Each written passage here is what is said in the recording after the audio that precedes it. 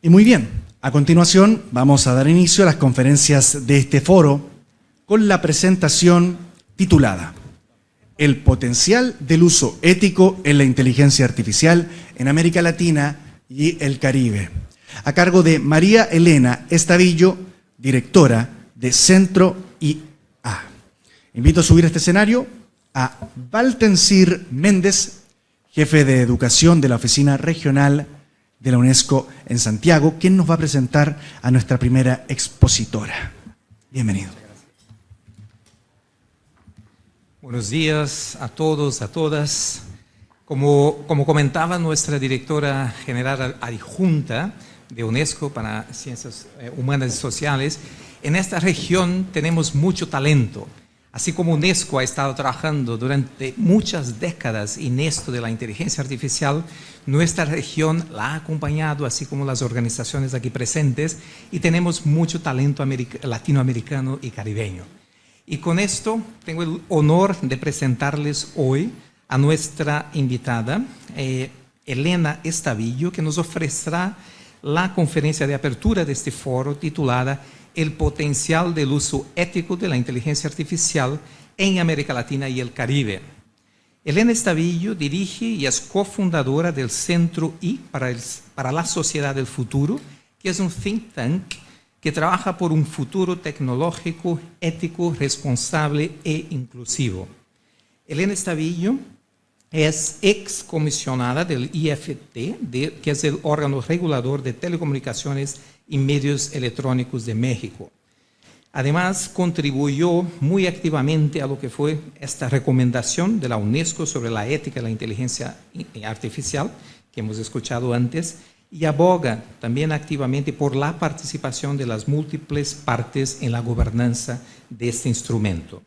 Es miembro del Women for Ethical Artificial Intelligence de UNESCO y además es integrante del grupo experto de la Comisión de la Condición Jurídica y Social de la Mujer de Naciones Unidas.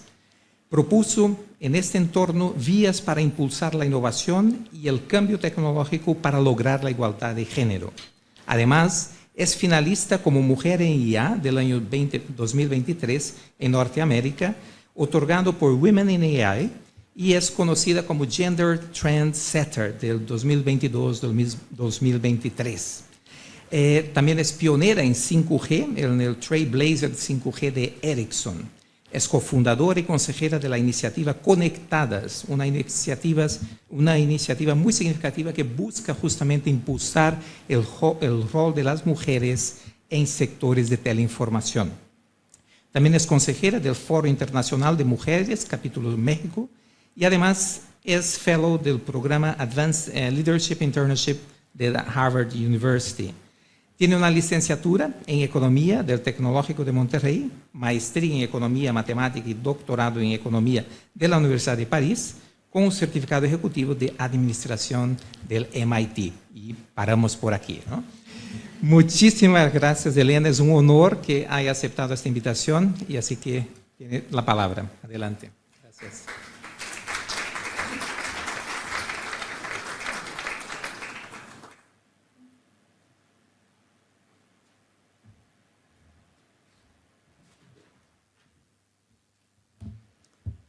Buenos días.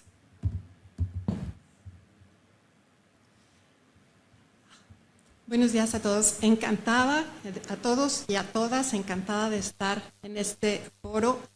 Muchísimas gracias por la invitación. Gobierno de Chile, CAF, UNESCO. Es un gusto estar con todas las delegaciones también de los diferentes países de la región que están presentes, colegas. Tengo una presentación que no sé si es posible colocar.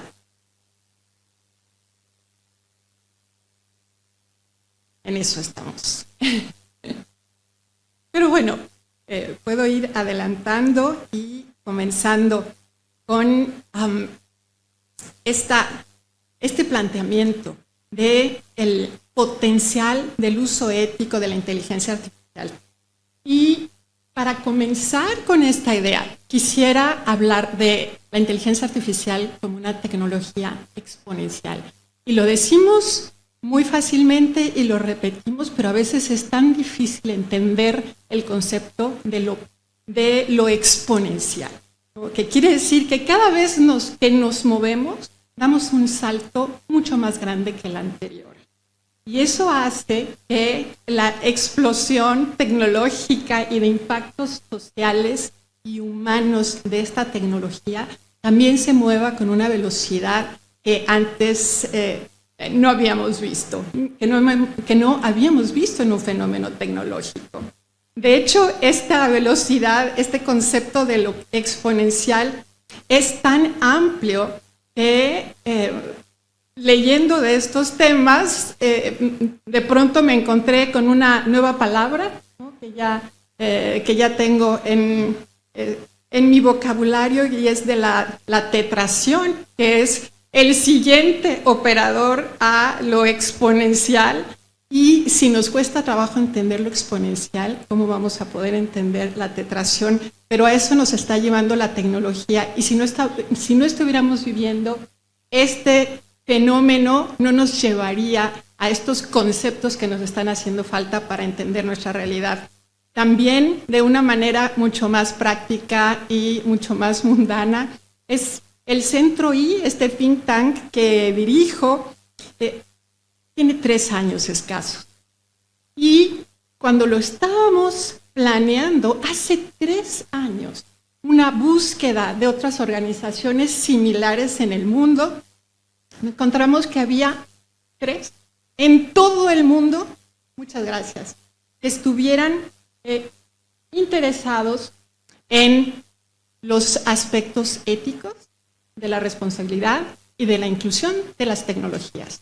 Y ahora, a escasos 3 años, es el tema del que estamos hablando todos los días. Eso es lo exponencial. Es hace apenas 3 años. Y la inteligencia artificial crece a esa velocidad, pero también sus impactos éticos humanos. Aquí quisiera platicarles, la letra es pequeña, pero quisiera que entendiéramos los procesos en los que está inserta la inteligencia artificial.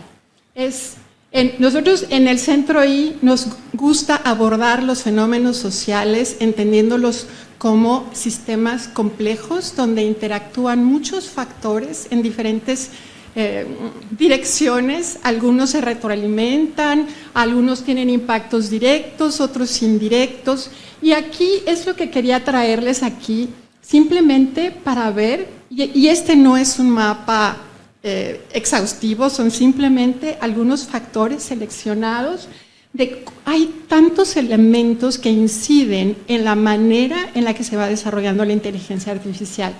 Y aquí quiero destacar algunos, como la popularidad en el uso de redes sociales, el uso de aplicaciones y las grandes posibilidades ofrecidas en los aspectos técnicos de la inteligencia artificial para incrementar la productividad, para reducir costos de una variedad de actividades, genera una enorme demanda de sistemas de inteligencia artificial.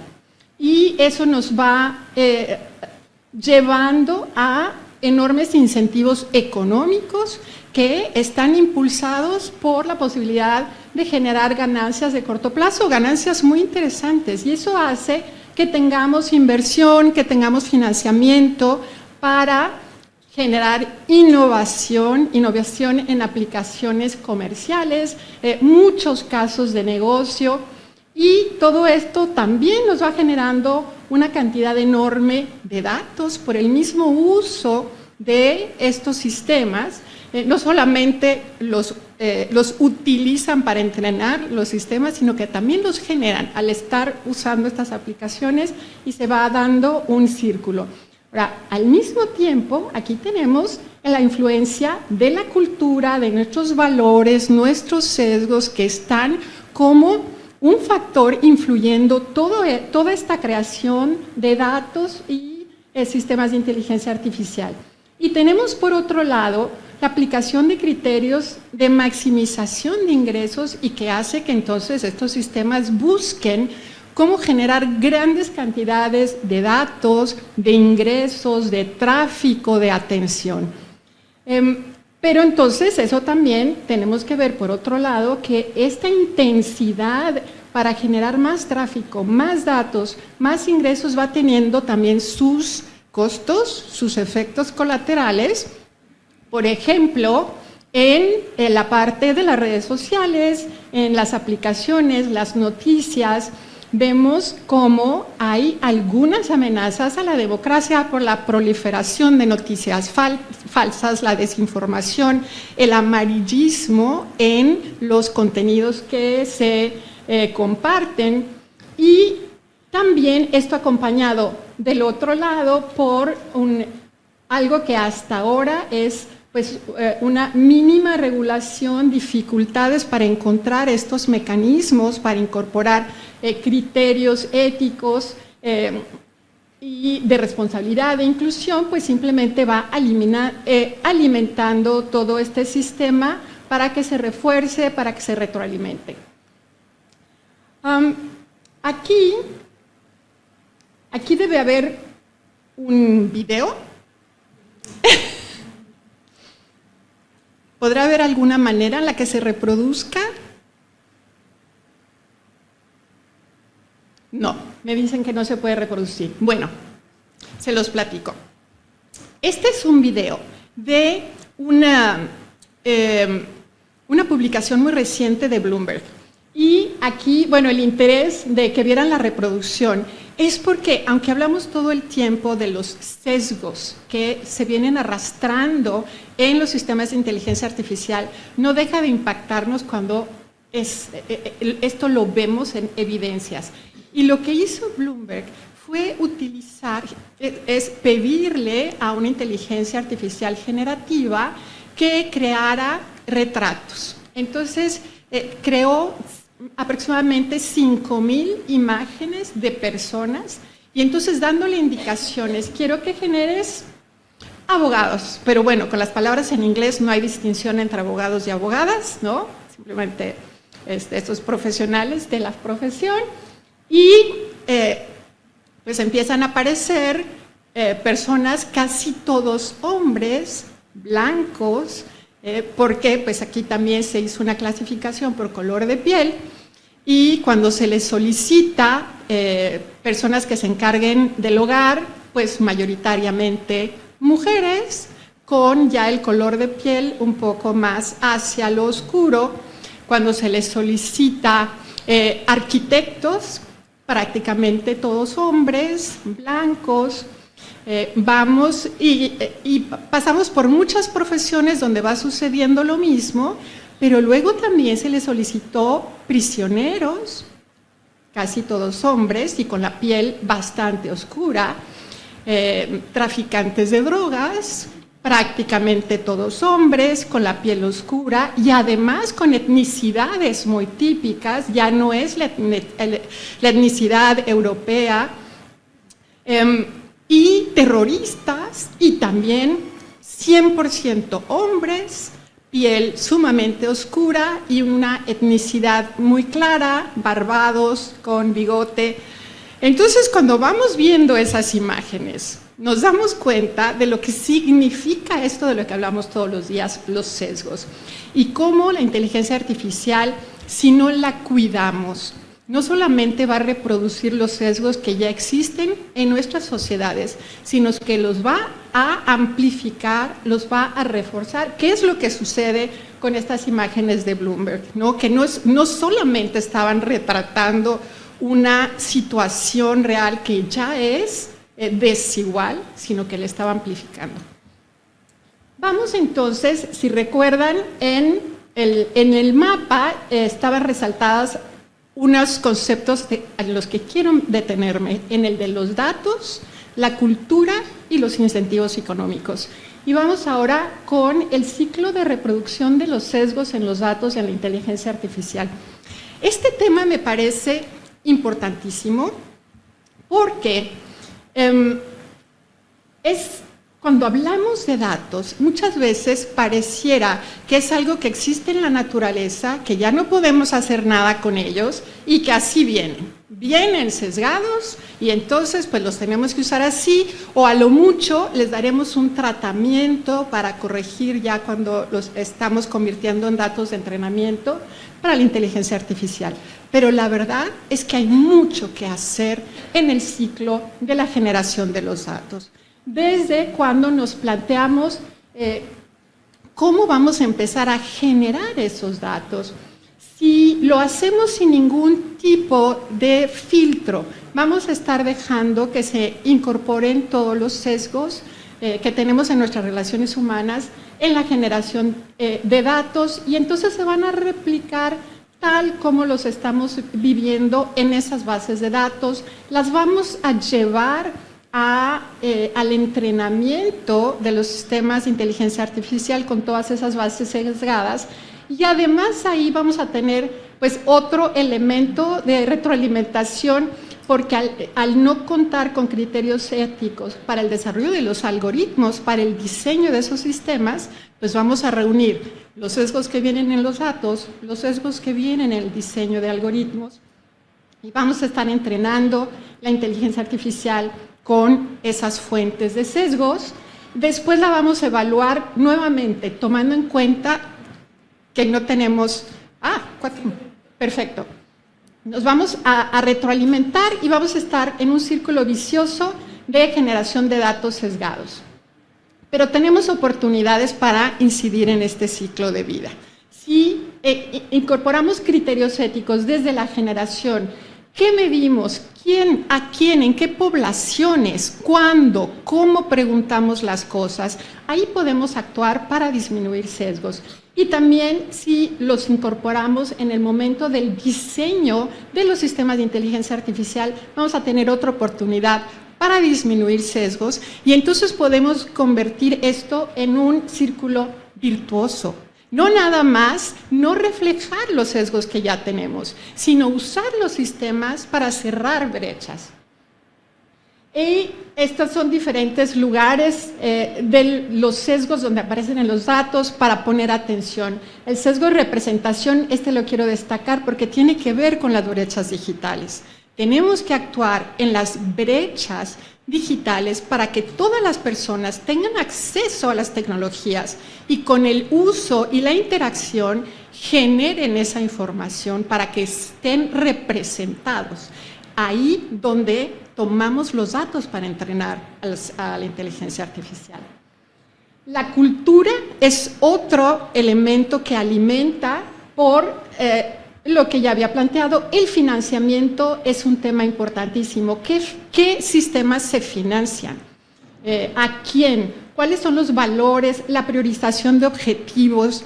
A veces también no a veces, todo el tiempo, en el diseño algorítmico se están planteando una tensión entre la representación, la desigualdad, la precisión de los sistemas, y a veces hay que hacer contrapesos o balancear estos objetivos. Los incentivos económicos, ahí quiero destacar, son dos aspectos. Tenemos incentivos fuertes para el desarrollo de sistemas comerciales, y aquí el crecimiento va a seguir siendo explosivo. Aquí el punto es tener regulación para contener los efectos colaterales, ¿no?, que puede haber de discriminación, de falta de inclusión, de usos no éticos de la inteligencia artificial. Pero también tenemos un tema con la inteligencia artificial de interés público. Ahí necesitamos política pública para asegurar que existan estos incentivos para generar este tipo de inteligencia artificial que no va a surgir espontáneamente del mercado. Y para eso necesitamos preguntarnos qué inteligencia artificial queremos, porque de eso dependen las instituciones que necesitamos y la gobernanza para regular y para hacer política pública. Tenemos que actuar en todo el ciclo de vida de la inteligencia artificial, como les mencionaba, desde la definición del problema. Las reglas no son nada más para el diseño algorítmico, hay que pensar en todo el proceso que incluye el proceso de los datos. Y la última parte de mi presentación tiene que ver con la innovación. Muchas veces hablamos de la innovación para la parte tecnológica, pero tenemos un gran reto para regular innovando, porque no podemos regular una tecnología del siglo XXI con nuestras ideas tradicionales de regulación del siglo XX o del siglo XIX. Y este es un gran reto. Tenemos que actuar bajo incertidumbre y dejar de decir vamos a esperar a entender este fenómeno, porque eso ya no va a suceder en esta realidad tecnológica. Con lo que sabemos hay que regular, hay que usar lo que existe de instituciones y de normas, pero claro, hay que crear lo que nos hace falta, ¿no? Son las dos cosas. Colaboración es un tema importantísimo y por eso estamos aquí entre países, dentro de las regiones, al interior de los países, entre autoridades y entidades públicas, pero también con la parte privada, con la academia, con las organizaciones civiles y con un enfoque en principios, en riesgos, en daños y el impacto ético. Y con esto cierro. Innovar en la regulación. Creo que tenemos mucho que aprender del sector, de la parte industrial, de cómo se está creando la inteligencia artificial. Se está creando con un mecanismo innovador que va iterando, que va aprendiendo, corrigiendo, observando errores y mejorando y volviendo a hacer las cosas. Yo sé que este es todo un reto para el sector público. Yo he sido reguladora y sé lo que significa, pero tenemos que actuar. Es un marco mental, es un marco legal que nos permita regular de esta manera. Iterar, aprender, experimentar y mejorar. Y no una sola vez, sino las que sean necesarias. Cierro diciéndoles que soy una tecno-optimista. Creo que se puede ser tecno-optimista y tecno-responsable para usar la inteligencia artificial para resolver estos problemas, grandes problemas de la humanidad. Y tenemos una gran herramienta para ello. Muchas gracias.